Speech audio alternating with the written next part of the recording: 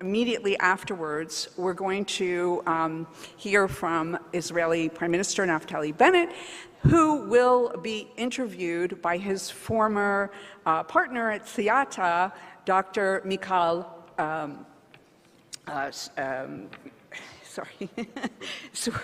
and she will, they will talk together, and so without further ado, I'd like to turn the floor. Thank you very much. I receive 2 minutes of glory before I invite the Prime Minister to the stage. So, as you know, my name is Gabi Portnoy, the new Director General of the INCD. I'm very glad to see you all in the CyberTech Tel Aviv 2022. Amir is not here. I think he's waiting to the Prime Minister, but I have to say it is a great event. I even can say it's very, very fruitful. I learned a lot. So last week I started my duty. I am currently studying the role, the responsibilities, and the wider national duties of the organization. In my vision, my agency has 3 main missions. First and foremost, defending Israel's civilian cyberspace, improving our operational preparedness and incident response, and increasing our resilience. This task cannot be done alone. We are inspired to have full partnership with the private sector, the civilian cyber defense companies, security establishments, governments, offices, and agencies. This joint collaboration aims to improve and increase the level of security in the Israeli cyberspace. Second mission is to strengthen our national capacity building, raising our national awareness, and developing advanced technologies, while facing and supporting the needs of the market and the citizens, maintaining and improving Israel's advantages as one of the world leaders in cybersecurity. This leads me, of course, to the third mission. It's enhancing our international cooperation efforts and creating a united front of like-minded countries against cyber threats and mutual enemies. The cyber threat is an inseparable part of the national security of every state. The challenges are growing and ever increasing. We will continue to strengthen our defense capabilities, develop our ecosystem to face the major threat. I will take the opportunity to say thank you to the Prime Minister, Mr. Naftali Bennett, and the Israeli government for their trust. I will do everything in my ability to strengthen the Israeli cyber defense. And of course, the opportunity to say thank you to the outgoing Director General, our outgoing Director General, Mr. Yigal Una, for leading the agency for the last 4 years to extraordinary accomplishments. Thank you very much.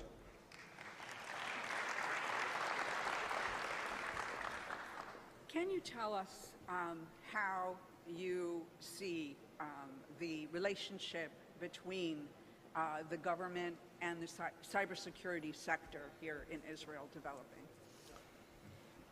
Oh, after 5 days, so I can say in the military or the security organizations, we are working very, very good. There is something that's called the orchestra that combines all of the units in one table. So this is a place that I think we are okay now. What I'm going to focus on is how we will work with the industry and for the industry, and this is, I think, the main goal for myself. Great. Thank you so much. Gabi, Jennifer, we are more than honored to have the Prime Minister of Israel, Naftali Bennett.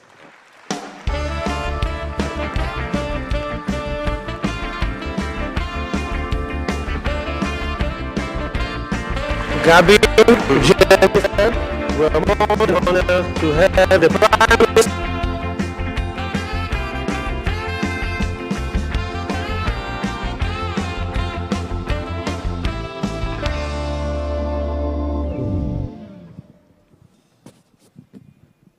Good morning, everybody. So 22 years ago, two young entrepreneurs attended a cybersecurity and financial crime conference in Las Vegas. It's been a long road, and it's definitely been a very long time since both of us, you, Prime Minister Naftali Bennett, and I attended a cybersecurity conference together. And it's wonderful to do it again.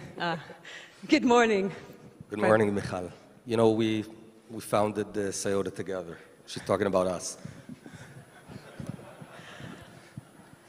So we're going to share a lot of cyber insights this morning, but perhaps you could share a little insight into the situation in Ukraine right now.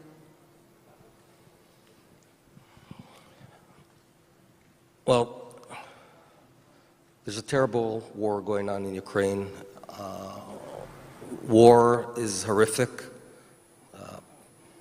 I've participated in 5 or 6 different conflicts as a soldier, as a commander, later on as a security cabinet member, and it's just a horrible thing.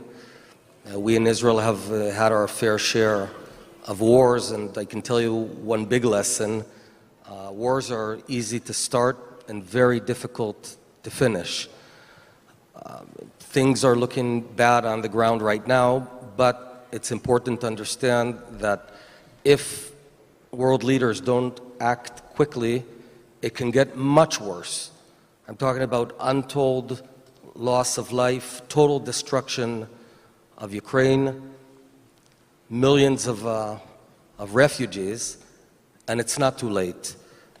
It's the responsibility of the major players in the world to act rapidly, to get the two sides out of the battlefield and to the negotiating table.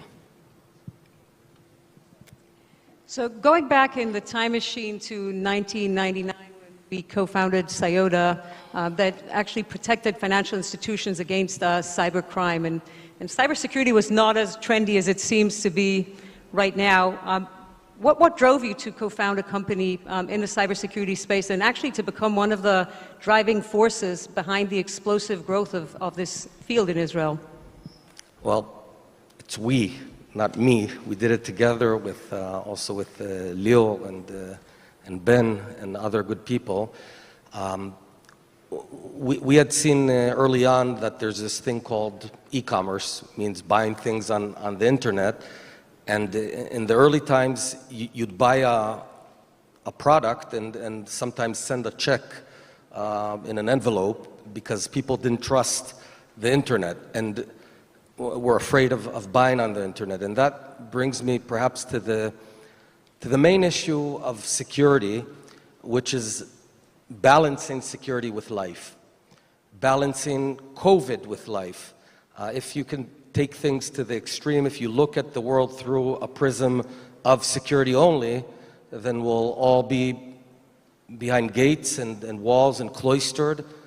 During COVID, we could all stay at home forever and there wouldn't be COVID, but there wouldn't be life. So the main challenge and the main objective is to lead reasonable and good lives amid security and not turn security into the main issue. It's our jobs, folks over here, folks in business and high-tech and military and government agencies, to ensure that people can lead lives. And that's when we went ahead and started building systems that allowed people to interact, transfer money, buy stuff on the internet without having to be worried that they'll be hacked. So there have been billions of dollars invested in Israeli cybersecurity companies in the past year.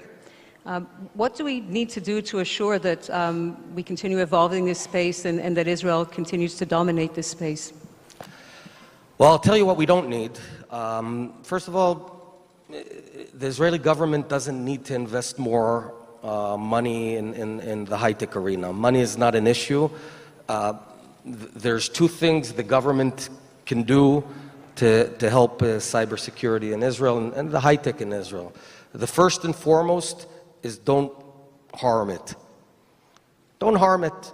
If we don't do dumb stuff, legislate bad laws that make lives more difficult, to found companies, to build companies, to run companies, to merge, to be acquired or to acquire. If we don't make it hard, then we've done a lot.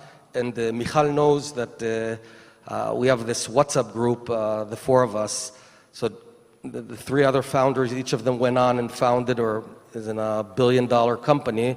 I'm the gray sheep who went to politics. But once or a month or 2 months, I ask everyone in the group, have we done anything dumb? Have we legislated anything stupid? Is there anything bad that we're about to do? Usually they say, no, everything's fine. But once every year or two, you say, yeah, there's a stupid law that's going to hurt high-tech, and then I go and intercept it. The second thing, though, we do need is people. And Israel is hungry for talent. We are we've exhausted the talent pool of the mainstream Israel, and then there's a bunch of new sources of talent that we have to tap upon. First pool of talent is the periphery, the Galilee, Negev.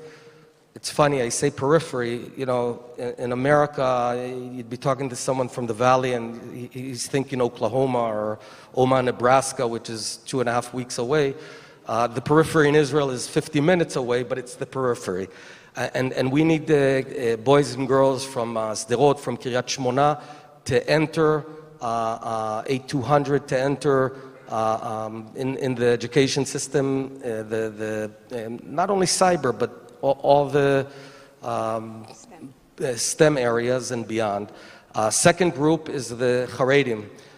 We are fulfilling a dream of mine 10 years ago when everyone was talking about getting the Haredim to serve in the military, which is certainly would be right, because I did the army, you did the army, but it's not going to work. My dream was precisely the opposite, to let them off the hook for a few years at a young age so they can enter the workforce.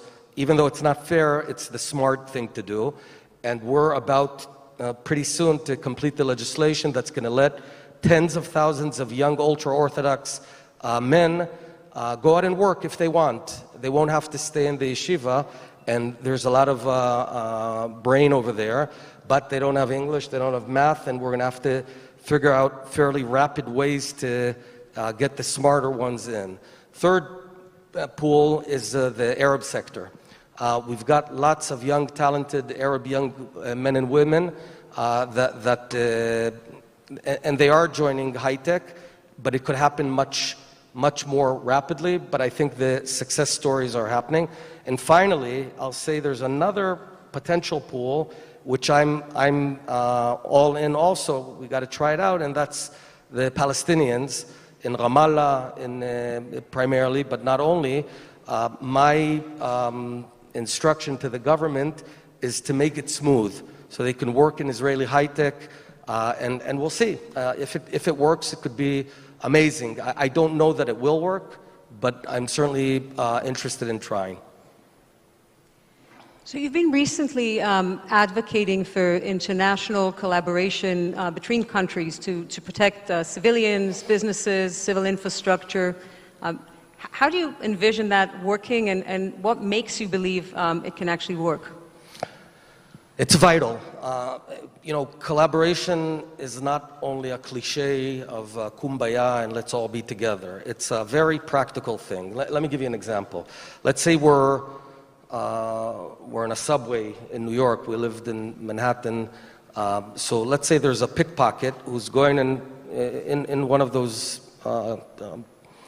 subway cars and pickpocketing one person, and then 2 minutes later another. Now, if there's no communication between anyone, so Michal gets pickpocketed, but she doesn't talk. She knows she just got pickpocketed, and 2 minutes later, John gets pickpocketed, and 5 minutes later, Lisa gets pickpocketed. But if there is collaboration, she says, whoa, I'm getting pickpocketed. And then everyone else can defend himself against that pickpocketing. Now, that's, I'm trying to illustrate it, but this is not theory. This is reality. Israel is now signing deals with other countries where we share in real time, we share potential malicious activities, and by a bunch of countries in real time seeing a potential malicious activity means we have a much higher chance of saying, yes, this is malicious, because the biggest problem for defense is identifying noise or distinguishing noise and actual malicious activity. The amount of interaction and of stuff going on is infinite, and the issue is to identify who are the bad guys within this big ocean of good guys. So if, for example, we're in touch with the UK and Italy and India and a bunch of other countries, and we're all getting attacked from a new MO, a new modus operandi, within minutes we can all defend ourselves, while if we were each isolated, we wouldn't know, in fact, that it's a malicious activity. That's why we're rapidly expanding this. Gabi, where's Gabi? Polgnoi. First of all, Mazel Tov. I just hired him to run Israel's cyber defense. He's a great guy. I actually had to really work hard to get Gabi to join. He said no, and I said no to the no, and here we are. But one of the things Gabi's going to do is really run quickly and sign more and more collaboration deals with other countries. It's on G2G, but it's also relevant in the business arena. Cyber warfare is a critical component of modern warfare, and once upon a time you were either a fighter in the field or a fighter on the keyboard. And could you share some insight into the recent announcement by the Chief of Staff of the IDF about the, I guess, tech and cyber training for combat soldiers? Yeah, so the future is hybrid. The future is hybrid warfare, cyber and physical combined.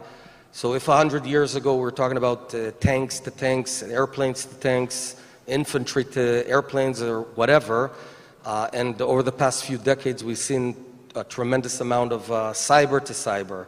So hacking websites or hacking critical internet infrastructure. Over the past few years, we've seen much, let's call cyber C, let's call physical P. So it used to be P2P 100 years ago, over the past 20 years C to C, but we're seeing much more C to P, which means cyber that actually creates a physical impact. It could change or influence sewage systems. It can change the amount of chloride in the water and potentially poison people. It can have real-life effect, and we can also see P2C, where in a war, tanks might want to capture data centers and disconnect them, or hit the critical infrastructure.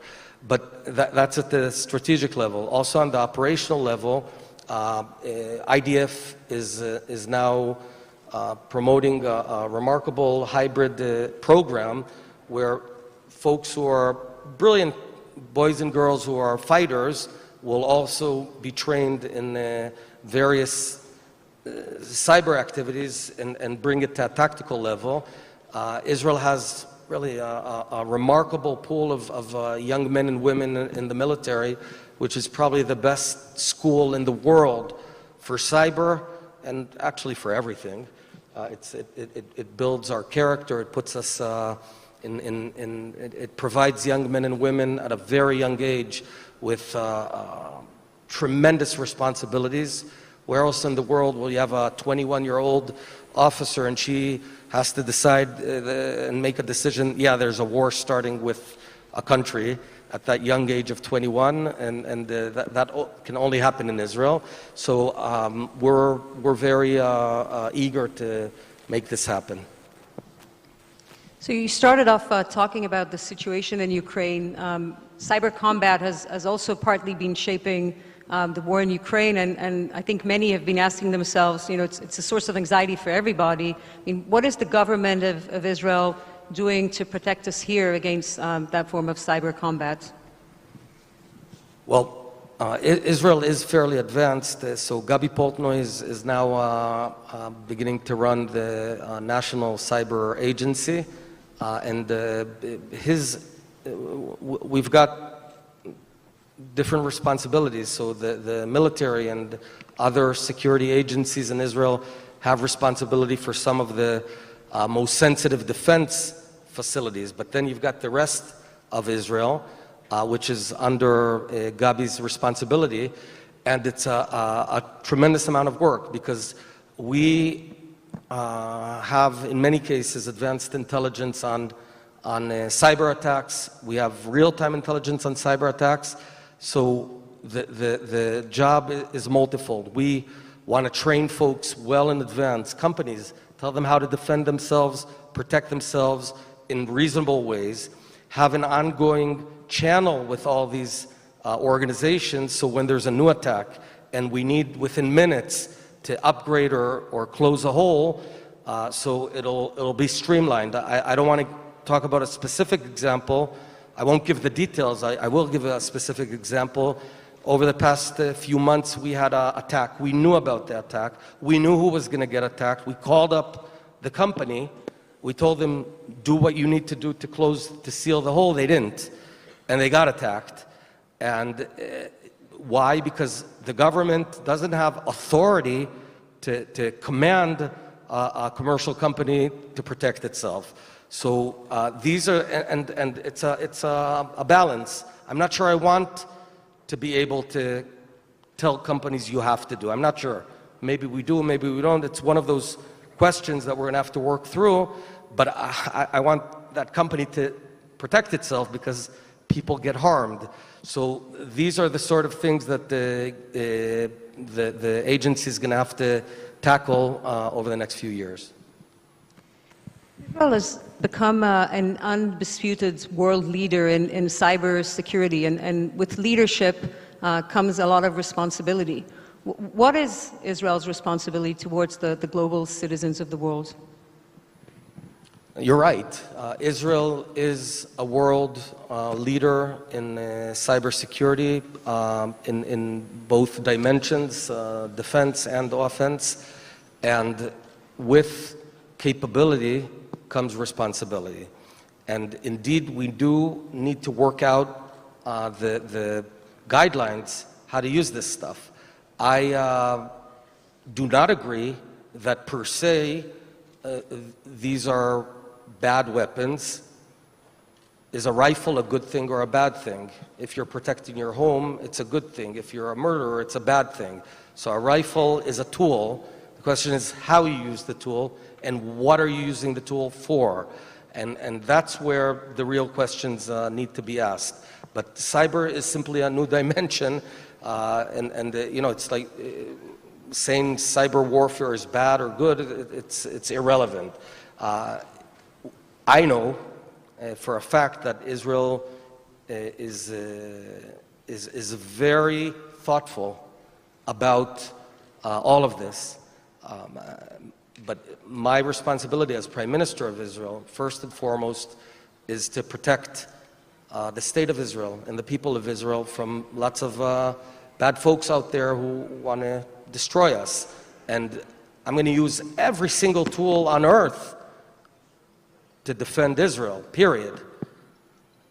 Now, when working with others, we got to be thoughtful, but our lives are from my perspective, the single most important thing.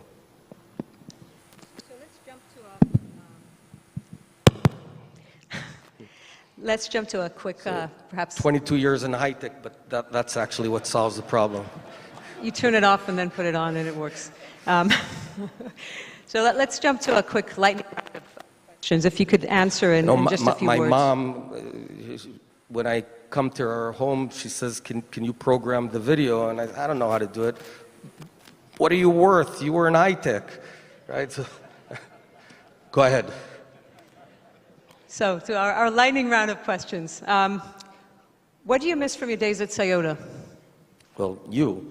No, but really the amazing people. And you know what else? How rapid it is between idea and execution and reality. So, you know, in high-tech, it could be minutes from an idea till beginning to realize the idea. In the government, man, I mean, just to move a pen from one place to another, you need a dozen committees and a bid process and legal and all of that. But what I'm trying to do is sort of import the rapidness. In COVID, we did it actually. We formed a national team who could make very rapid decisions. I ran the team. I'm the only state leader in the world that personally ran the team because I knew that if we go through the regular process, it'll take 2 months to buy a few antigens or something. So that's what I miss. Defensive or offensive cyber? Well, both, obviously. So you always say it's all about the team. Do you know how many cyber leaders and startups actually came out of Toyota? From our company founded in 23 years ago, over 30 founders went on to found their own companies. And so I remember we were criticized. Why'd you do an exit? You know, we should only build big companies. I tend to disagree. There's no right or wrong. From Toyota, we sold fairly early, but over 30 companies were founded, many of them wildly successful, including the other 3 founders who, as you know, succeeded. What did you learn as an entrepreneur that serves you as a prime minister? You know, politics and high-tech are like diametrically opposed. It's very different. It is. It's a different laws of physics, right? You know, in regular physics, you let go of something, falls down. In politics, it can fall to the side or something, and I'll explain. You know that it's my belief in high-tech and that we should be as visible as possible. My dream was that every employee in the company knew everything. That's sort of the perfection. In politics, it's obviously the reverse. You're always hiding stuff. In the startup, we come in the morning and we're all working for one big goal. In politics, it's a bit different. But really, at the end of the day, it's all about just amazing people. That's what I miss. Just being with amazing people doing amazing stuff. If not cyber, then what? If not cyber, or let's restate it. After cyber, here I'm telling you, Michal, you, okay? You sold a company, you IPO'd another company. There's about 5,000 entrepreneurs, successful entrepreneurs in Israel who did the internet and cyber and video. And I tease my friends, all 3 of them are in the video arena. And I tell them, so when you go up to, at the age of 120, you go up and what do you say? I got a few kids to have their eyeballs on a video for 3 more seconds. Here's what I think we can do and we ought to do. Just a small thing, save the world. I think that, and I would be wildly happy, ultimately it's their decision, that former entrepreneurs come in and do businesses, build businesses, but businesses that make a meaningful impact on the world. The fact is that you know, it's no big secret that the world is heating up. While we're in war right now, we're you know, sidelined, but I think we know that the technologies that are necessary to prevent or slow down global warming and adapt the world to this new environment, the technologies don't exist yet. All of those goals of zero emissions by 2050 can be met only by technologies that have yet to be invented. And who's going to do it? It's you. So here's my message to Israeli entrepreneurs. Do your thing, do your first exit, be secure and all that, and then do meaningful stuff that will impact the world. And Israel has to take a leadership role in fighting global warming, in mitigation and adaptation. It's not me saying this. Bill Gates said, you guys got to do it. David Attenborough, who came over to me at Glasgow and said, Israel has to save the world. So I'm just telling you, Israel and Israeli talented entrepreneurs have to work to save the world.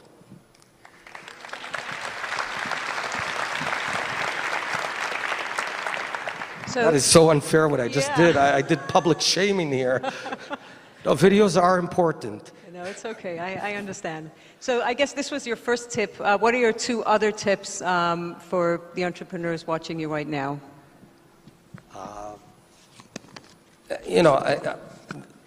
By far the biggest advice, the best advice I can give is to choose the right partners.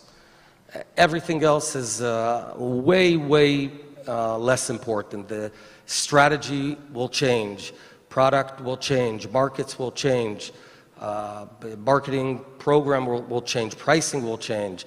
What won't change is that if you've got 2 or 3 remarkable partners with you that are intelligent, that have small egos, that are looking for the good of the company as opposed to their piece in the pie, flexible, optimistic. You don't want, sour-faced people, working with you. That's a single one, and the rest will work itself out. Well, thank you for sharing all of these wonderful insights. And I guess with cybersecurity continuing to be a major source of global concern, despite our, I guess, political disagreements, I myself feel absolutely confident and sure that you're best suited to actually drive a global strategy and vision around, cybersecurity for the years to come. So thank you, and this was so much fun. Thank you. Toda raba.